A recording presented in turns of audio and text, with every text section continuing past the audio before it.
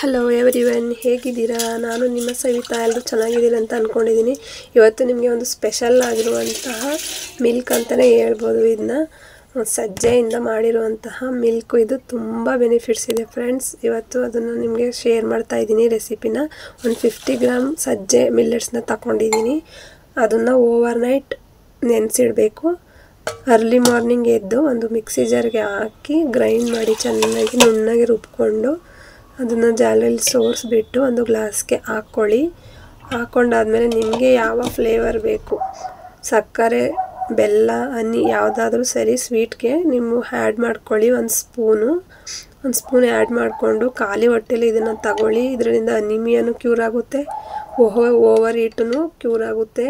ತುಂಬ ಬೆನಿಫಿಟ್ಸ್ ಇದೆ ಇದರಿಂದ. ಒಂದ್ಸಲ ಟ್ರೈ ಮಾಡಿ friends. Thank you for watching. Love you all. Bye bye. Take care.